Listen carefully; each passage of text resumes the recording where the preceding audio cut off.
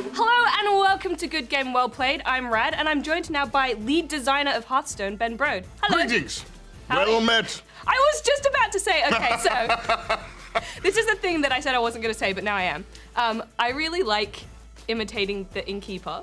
Okay, yeah, me too. I wanted to have a bit of an innkeeper line-off. Okay, great. So my favorite, and I always sound like super drunk when I do this. My favorite is, come warm your boots by the fire. That's pretty good. Now you go. There's always room for another. Legendary. It's cold outside, but it's always warm by the hearth. Yeah, anyway. So 20 minutes later. So you've been with Hearthstone from the beginning. Yeah. When it started, did you see that there was going to be competitive play there, or did that just kind of happen for you guys? One of our goals was to make the game really watchable because we knew that card games are really fun. We knew we wanted to make the game really accessible. But I felt like there was kind of a stigma behind card games. We felt that. And so we knew we needed to make the game look beautiful in order to attract people who maybe would have been turned off by the idea of a card game. We started to have ideas that it might happen because we were playing the game at our desks and anybody who walked by would just stop and watch the rest of the game. And then we did an internal tournament across the whole company, and there was too many people interested in watching. We had to go do some overflow areas for them to watch in different conference rooms.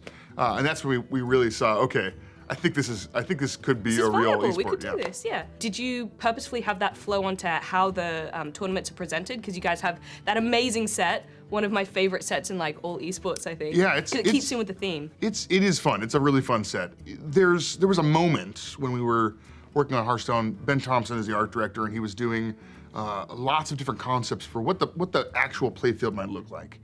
And at some point, the team had the idea to do a box, kind of a magical box, that everything is inside this box. The board is here, all your collection and different slide outs, and everything felt really physical.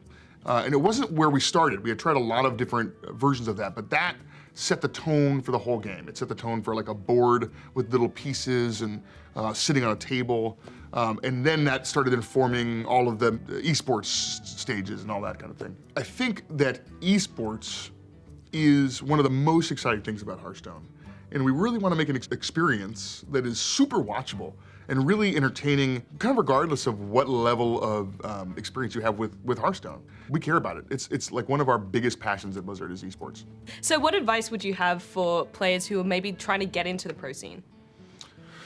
Oh, it's tough. Yeah, I mean, part of it is playing a lot, right? Like, not only do you have to have a great deck, you also have to know that deck in and out. And often that means knowing every other deck in and out. You have to play all the decks that you think you're going to play against to truly understand their weaknesses and their strengths.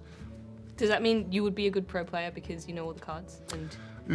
Honestly, being a good game designer and being a good pro player don't overlap all that much. And the best players in the world are much better than me at playing Hearthstone. Do you look at what the pro players are doing to learn kind of what you might want to do with the game next? Yeah, we actually, on the back end, we can see every deck that every player is playing, every card they're playing. We can look at specific players and say, look, this guy is outperforming everybody else with this deck. What's he doing differently? What are the choices he's making?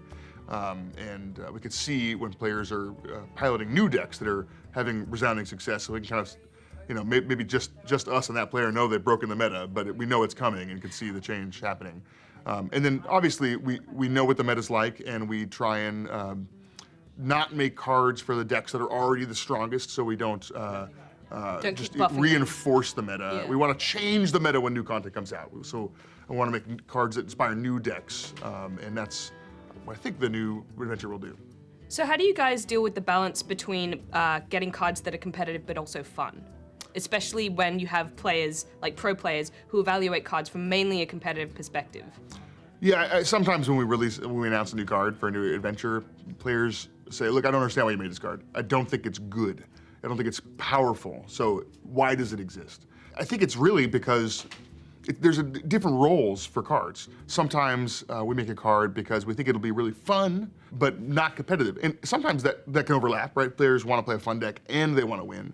But there's definitely players who have different things that they look for from Hearthstone. There are players who are very excited about high-level play and showing their dominance over other players. And so we often will make cards where there's lots of decisions to be made in the way that you play the card. Raven Idol is a good example of a card that's very hard to play exactly correctly. And so as a player who enjoys showing my dominance and being the best in the world, that's a great card that helps me achieve that.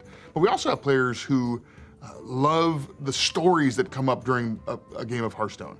And so cards like Majordomo Executus are perfect for players like that, where they have this awesome moment and this great hero power that, it just barely, I won, And it's just a really great moment in the game, and certain players love that.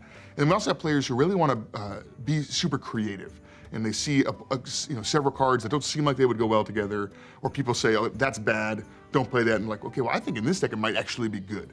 And they make incredibly new decks, and that's the joy that they have with card games, the creativity. And so we have to make cards for all of those different types of players. I remember the first time I came across the Reno Jackson card. Oh yeah. That's bullshit. Why did you do that? I was winning. I was like, yeah, this game's going great. I'm smashing it. Yep. He comes out and I'm just like, Yes. go home. The hidden thing on that card is that you have to severely, I think, impact the quality of the rest of your deck and put that card in it. Well, that's why I was winning, right? Because the rest of his deck was terrible, and then he just, Yeah. So we're throwing in a lot of exciting cards that do a lot of different things. Is randomness a consideration for you guys, especially in relation to skill? I think that when we talk about randomness, a lot of people envision the relationship between skill and randomness as a continuum. So there's randomness here and skill here, and you have a slider that you can move between the two, and as you add more randomness, you remove skill. I just don't believe that's true. I think it's actually like a chart where there's an x-axis and a y-axis, and one is skill and one is randomness. You can have games that have no skill and no randomness, like tic-tac-toe, right? The best player in the world who's been playing for years and the player who's played 1 hour of tic-tac-toe are evenly matched. There's not any real skill involved in tic-tac-toe, and no randomness.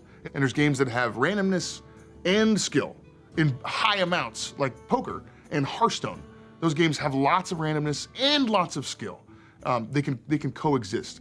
Randomness does a couple really important things for the game. In chess, because there's no randomness, a huge portion of the early game is memorized by players. You have to memorize all the openings. And the player who memorizes a deeper game tree has an advantage in chess. And actually, if there's randomness, and Bobby Fischer, one of the best chess players ever, advocated for Fischer random chess, where you randomize the back row, because then you couldn't memorize anything, and it puts way more focus on problem solving and on strategy. And so when there is randomness involved in a game, and you can't just know what's going to happen throughout the game, that's where a lot more of the focus goes for high-level play, is strategy and problem solving.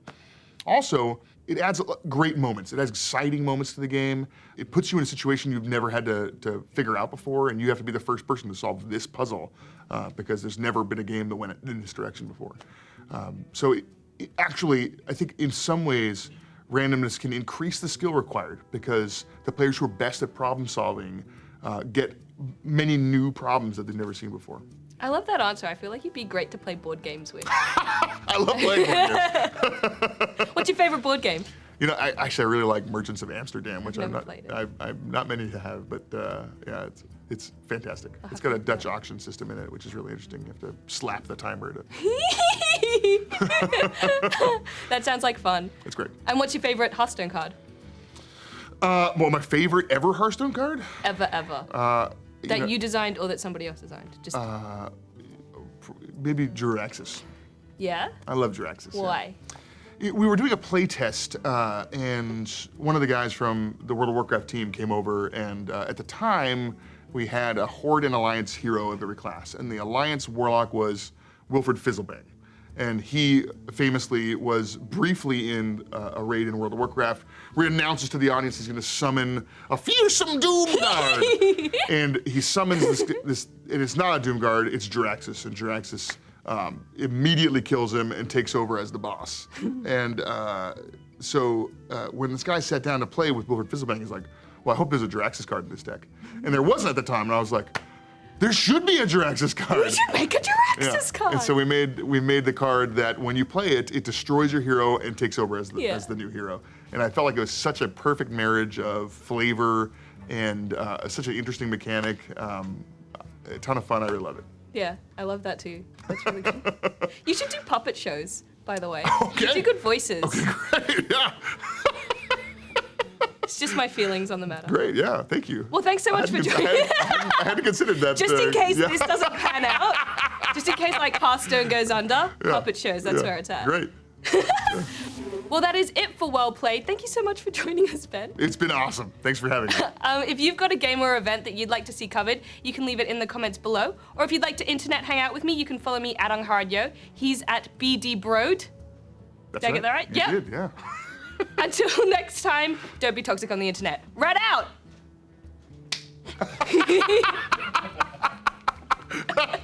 That was like a sneaky high five.